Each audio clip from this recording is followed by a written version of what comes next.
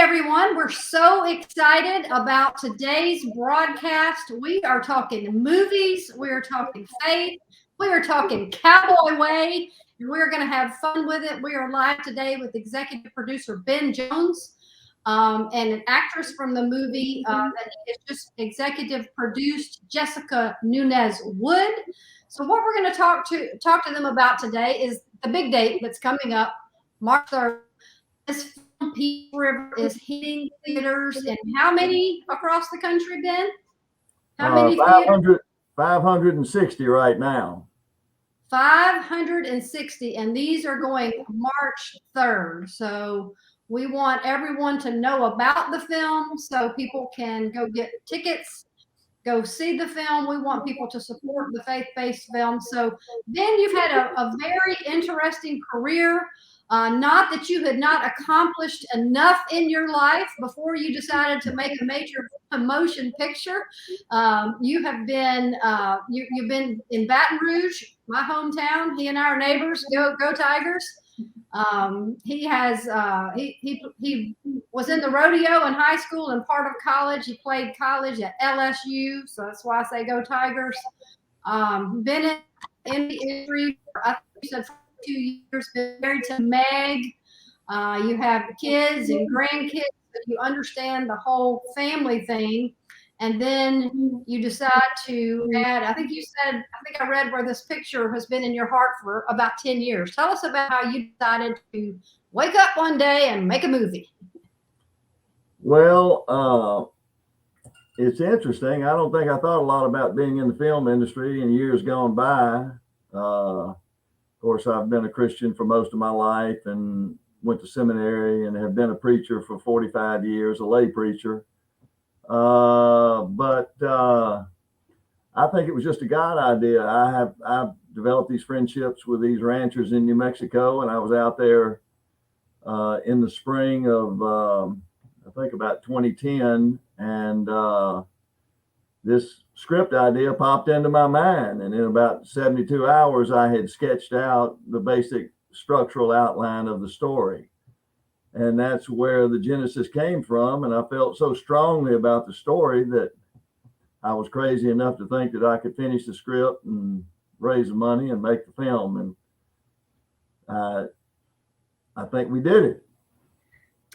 Well, I was telling you a little bit before the broadcast, I think it's great. A lot of people want to write a book or make a movie, and I want to come back to this in a bit, but you did it. And I want you to explain to people what it takes to follow through on a dream, because that's very important. But Jessica, why don't you come in and tell us what it was like to be the tenacious cowgirl, Martina in the film? You come from a different era than we do. So what was it like? But I know you have some horse background because I saw those pictures. What was it like for you to be in a film that comes from a Western perspective? Of course, you're from Colorado, but what's this been like for you? I mean, I know it's different. Absolutely. Yes, this is definitely different from any production I've been a part of in Hollywood. That is by far the biggest difference. We really got to connect as a team and as a family really quickly. So that I would say is one of the most standout differences. And all having a collective vision and a collective goal that we are all working towards together. And I think just the heart and the passion that goes into this film, it was evident from the real cowboys and the real cowgirls that we got to talk with. I know part of my role was to play Maria as authentic as possible. So there were wonderful people that we had access to in New Mexico that really lived this life. And I did grow up with some horseback riding experience, but these people are truly who the story is about. So it was wonderful to have access to the real cowgirls and ask them, hey, how do cowgirls do their nails? How do cowgirls wear their hair? I mean, just simple things that I wanted to be as close to home as possible and as true to life. So it's all about the boots and the hat. We all know that. The boots and the hat. I did learn that very quickly, yes. So Ben, what is the cowboy way? Well, the cowboy way is whatever you want it to be, truth be known. Actually, in this film, I think we've done something that's never been done on screen before. I hadn't seen all the Western movies that have ever been made, but I've seen a lot of them, and I've never heard the cowboy way articulated on screen with the King's English, and that's what we that's what we did in this film. And so there's no official cowboy way, but it's kind of a composite montage of historical realities, maybe some folklore, but basically I define it the way I believe it is and should be. Well, and I think it's so interesting because you said you wanted to encourage others to live a more virtuous life. And I think the cowboy way to me, and I had a little stint as a cowgirl. I did some rodeos and some horse shows. I like to say I had horse therapy before it was a thing. But what does it mean to bring the faith element into this family film and encourage others to live a more virtuous life? Because, everybody's looking for a simpler way to live, maybe more grounded, maybe more, family defined, but people don't know how. But I think you bring that back to the forefront today with the film. What do you say about that? Well, the way I say it, cowboy is a state of mind. Mm-hmm. I mean, in my opinion, they're cowboys walking down Wall Street, Mm-hmm. and they're geographically dispersed throughout the country. The cowboy, the American cowboy, is one of those iconic archetypes of mankind that are unique to America. It's a unique thing, and I mean, I've gone to China and Japan and South Korea on business, and they would see my boots and they would say, "Are you a cowboy?" I mean, everybody knows about the American cowboy. There's an aura and an allure to it, and I think a lot of it is based in reality. It took a certain kind of individual to embark on the Western frontier, Mm-hmm. Yeah. to take on the frontier, to go into the unknown, knowing that it would entail mortal danger. And there was a sense of community in cowboy communities, because generally it was not in highly densely populated areas, and men and women had to rely on each other. And our film is actually, I describe it as a feminist film, because the Western frontier, the women who went into the frontier, they had to be rugged, tough ladies. And even to this day, you can see it. I mean, we were filming on a number of ranches that comprised over 500,000 acres of working cattle ranches. And to this day, when you go for the spring roundup and the fall roundup, the women are working right there, shoulder to shoulder with the men. So anyway, that's there's in this digital age where many people are living vicariously through what they see in digital images. In the American West today, there are still people who get up and saddle a horse in the morning and go check on the herd. So That's right. It's a slice of Americana. Yeah, and we want to hang on to it. We don't want to let that part. We want people to know that people are still doing that lifestyle, and that it is part of the American culture. Jessica, what will you take with you from this film? The faith part, the family part, and we're going to get into the overcoming the heartache part, because I know part of Ben's message was to help people that are overcoming a heartache and a tragic loss in their life. So what did you learn from the grit and the part of the movie that you played from the people that really do live this life every day? Yeah, I think, one of the biggest takeaways that I will take with me moving forward after this film is I've told Ben I've been ruined for any other production, because, faith is such a huge part of my life and my story, and having the amazing opportunity to incorporate acting and faith together, that's a dream. And bringing this character, Maria, to life, who instills hope and the virtue that Ben's talking about, and really healthy relationship of family and friends and self-care. A lot of things that I think, us as humans, we don't make a priority like we should. But one of the most important things that I will take away is a faith-based film.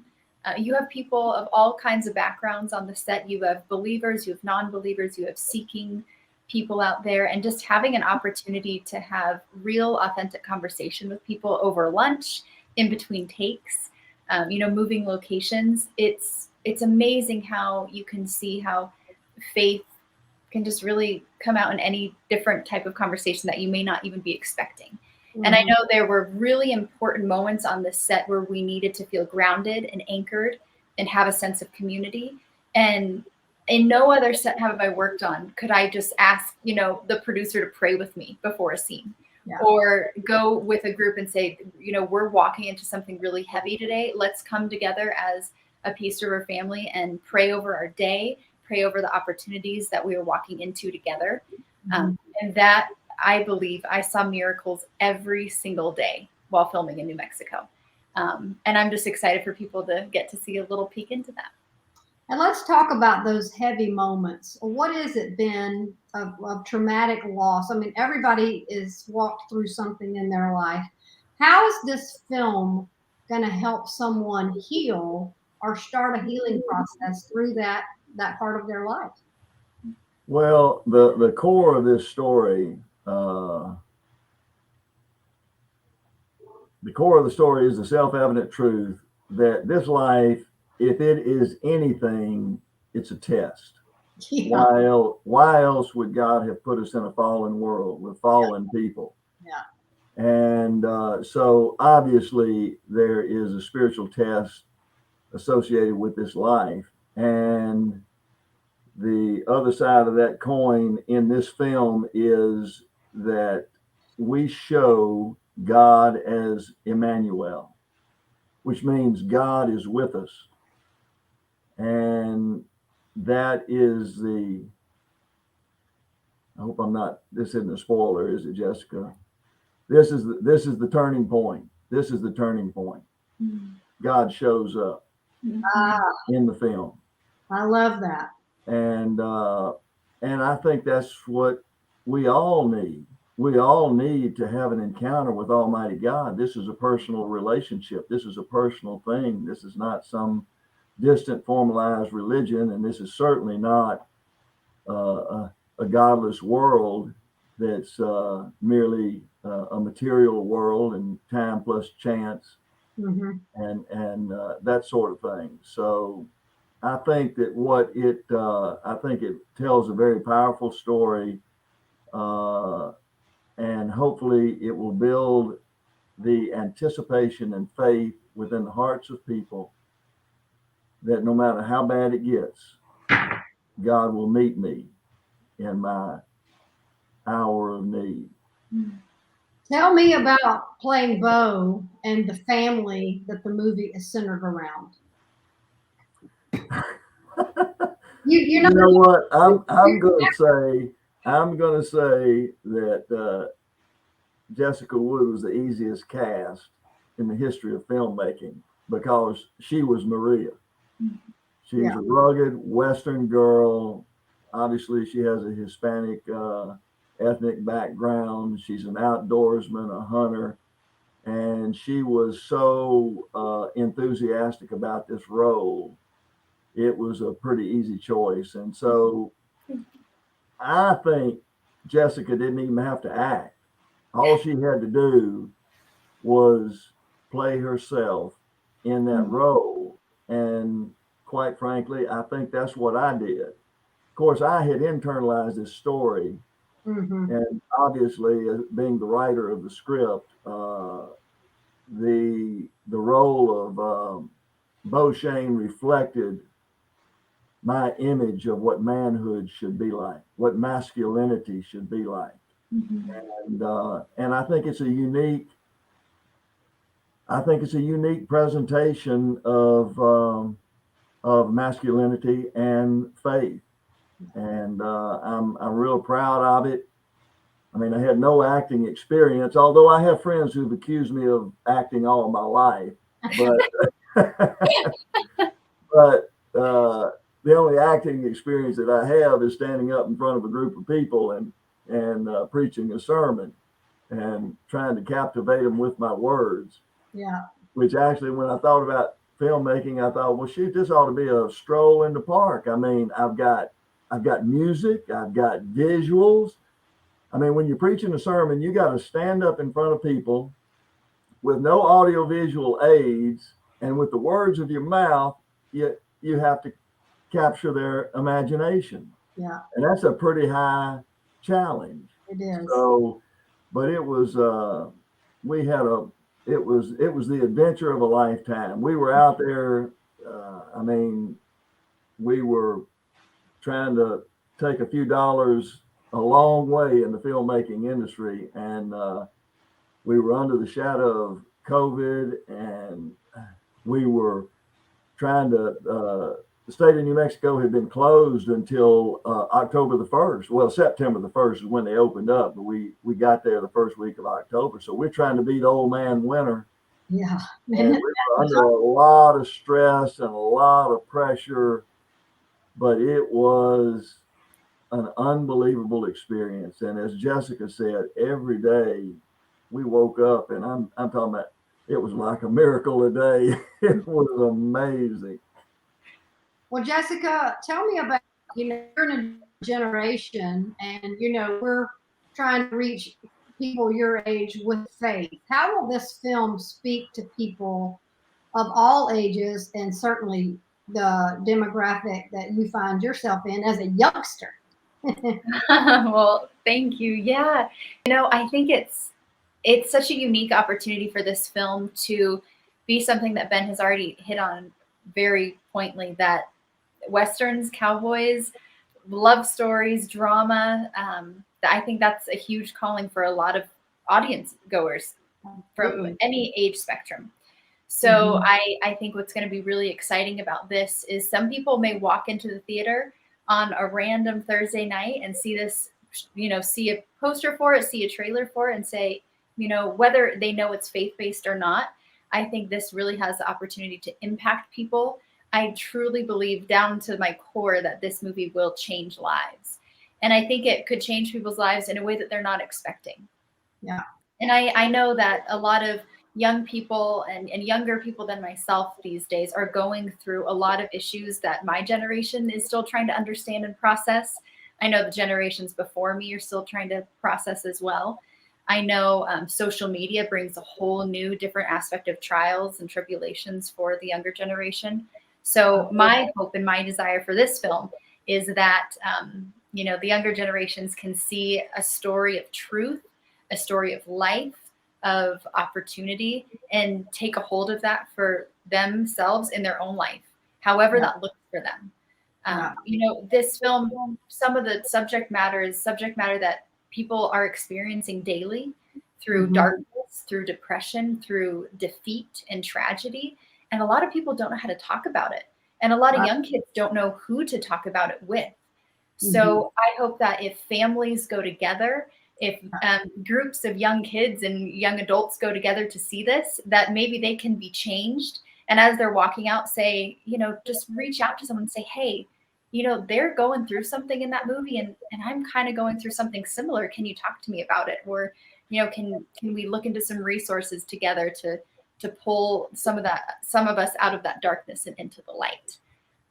I think that's so well said, is that so often people don't know how to articulate that. And Ben, as a parent and a grandparent, how have you seen families change in the ability to communicate? And I know you communicate in this film, and you talk about dreams coming true and articulating that. What do you want to be when you grow up? And, how can I help you get there? What have you learned as, looking back on generations in your family of, here's how we could really get this whole family thing right with God at the center? Well, it's interesting. Uh, I come from a large family, a family that our roots reach back to the 1830s in North Louisiana, and I was the beneficiary of multiple generational input into my life, uh, and that's such a powerful thing. And I think this film presents uh, a heroic image, and I use that word purposefully. Uh, you know, as you saw in the trailer, Grandfather Bo asked Casey as a young boy, "What does he want to be when he grows up?" And I think that's an important question Yes. that every young person has to grapple with. Uh, what we set before us in esteem and value is basically what we will become. And this old world will beat people up, and there is there's a bias in the kingdom of darkness is trying to push us to cynicism, where there Yeah. are no heroes. Right. Everybody is a dirty, rotten scoundrel, and they can't be trusted. Yeah. And it's surprising the number of people who fall prey to that darkness. And the way I say it is, you show me a person who has no heroes, and I will show you a person who is at dire risk of depression, despair, and total spiritual darkness. Yeah. Uh, and uh, and yet, one of those great suspended tensions in this life is we have heroes. All of our heroes have flaws. There are none that are flawless, and yet they are heroic, not nonetheless. And I think that's one of those really keys to effective and successful living is you got to have those people you look up to who inspire you to dream bigger, to behave better. And of course, this is not just psychological transformation movie. I mean, ultimate transformation, comes from God and our relationship with Him. And I think this movie addresses that, and it also shows that a man or a woman can be reconstructed by Almighty God. Absolutely. There are a lot of people who have fallen into sin and done bad things, and their struggle in life is they believe that there's no redemption, there's no way that they can come back. And then their perception of themselves as a dirty, rotten scoundrel is the self-fulfilling prophecy. But look, God's in the life-changing business. Yeah. And I think that's what this movie portrays. Yeah, my pastor just said we're not into demolition and self-help. We're into new construction, and new life. And we're not trying to better ourselves. We're trying to replace ourselves. And so, Jessica, I want to ask you about that. You're an actress. You play roles. While you may not have had to act a lot to play this role, I'm sure there's been roles where you've had to really study and put on, a whole different character to become the role that you're playing. And in today's world, I think a lot of us, because of social media, don't know the difference of what we're putting out there and the roles we play and the hats we play to the real core of who we are. And so how do you recommend to remain grounded in, we go out into the world, but at the end of the day, it's between us and God and who He's created us to be, really, right? Right. Absolutely. That's such a great point. And as much as I do align with Maria, I did do a ton of homework because I wanted to make sure that I took advantage of this role, which I believe is a role of a lifetime. And I wanted to do her justice and show up as, a beacon of light in however Ben and Doug and Meg wanted me to step into this role as. For the other roles out there, I was graced with wonderful mentors and wonderful lights in my life to give me advice along the way. Because I do know how broken we are as humans, and how weak the flesh is, and how overwhelming and the entertainment industry can be. I have tried to run from it several times because it is not, not like anything else in this world is a constant and consistent and reliable career. Careers can change every day, but acting specifically can change every moment to moment. And there can be really challenging, hard, difficult times that make it hard to want to be in this industry. So through my mentors and through the wisdom that has been poured into my life, I know making a strong distinction between what roles we decide to take as actors, kind of a foundation should be established pretty early on, because the checks can come very few and far between, and actors can start to become desperate, and they'll be willing to take roles that may compromise their values, compromise who they are and who they want to be perceived, because the bills are coming. And I am grateful that I had people that were able to be there for me when I needed them most, and that were also looking out for me and protecting my heart and my career and my future.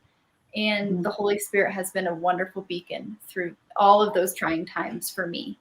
And really prioritizing self-care, I think, is so important. And like I mentioned in the beginning, I don't think a lot of people do that enough, whether that is grounding yourself in the Word, staying involved in Bible studies, church, community groups, family, friends.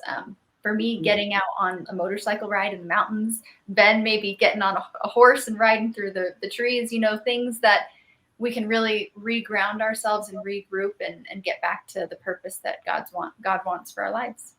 And I love that term self-care, because you do have to care for yourself, not just your body, but your soul, and you have to protect that, which then leads me back to something we talked about a little bit before.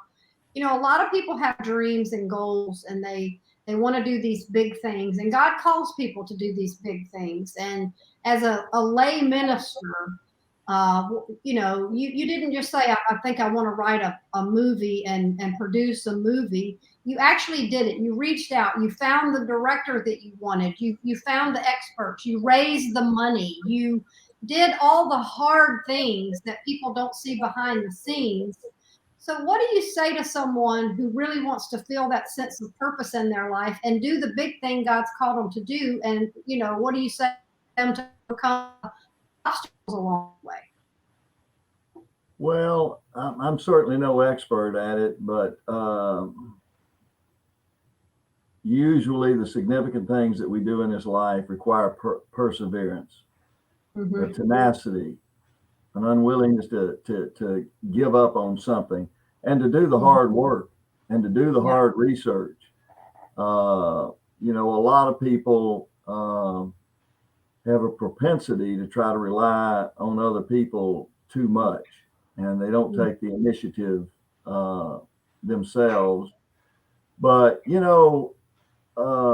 there are some things in life, there may be a significant number of things in life that are important enough to fail at. I love the speech that Teddy Roosevelt gave about the man in the arena.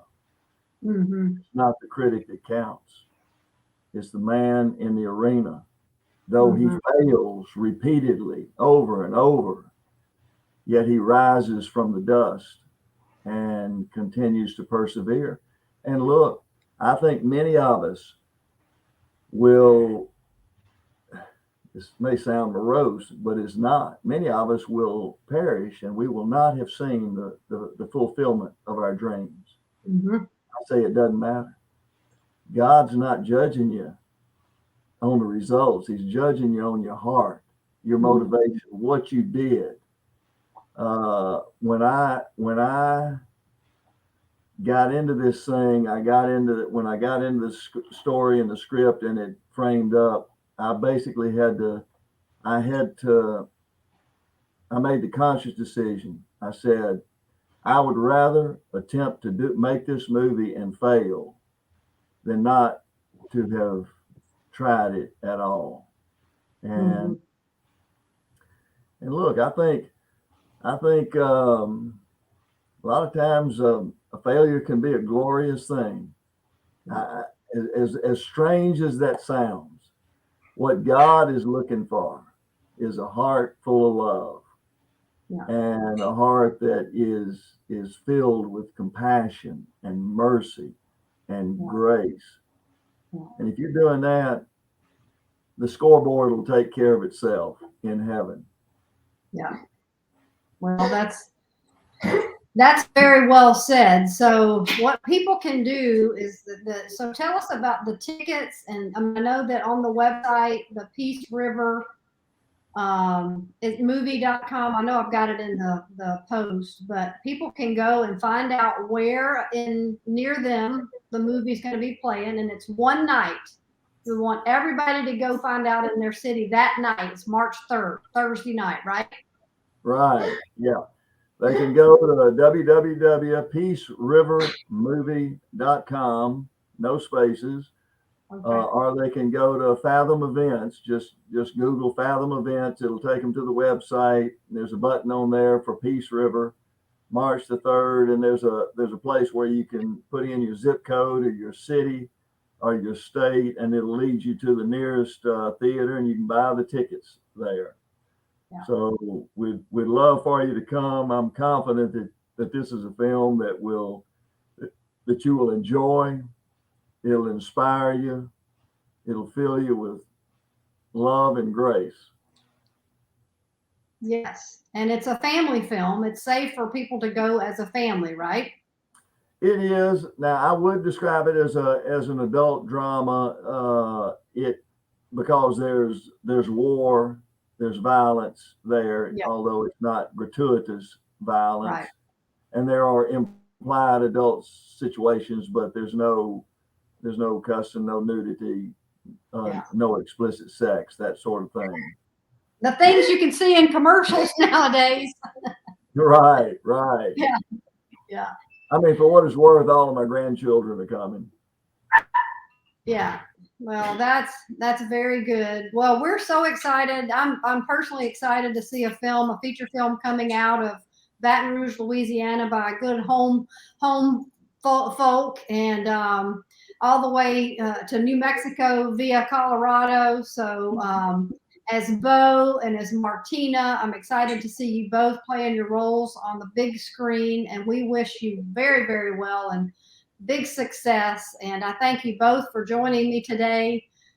This is so good. It's so much fun to get to hear about how movies are really made and how people learn to play their roles. And these are big events, and faith films are a big hit today. People want to see them. So we know this will be in that category where people want to see this one too. So great. Well, thank you for having us. Thank you. Yes. Thank you. It's great to see you both. And I'll be excited about the film. I got to go get my tickets. So I'm excited. All right. Y'all have a great day. We'll talk soon. All right. Thank you. Bye-bye.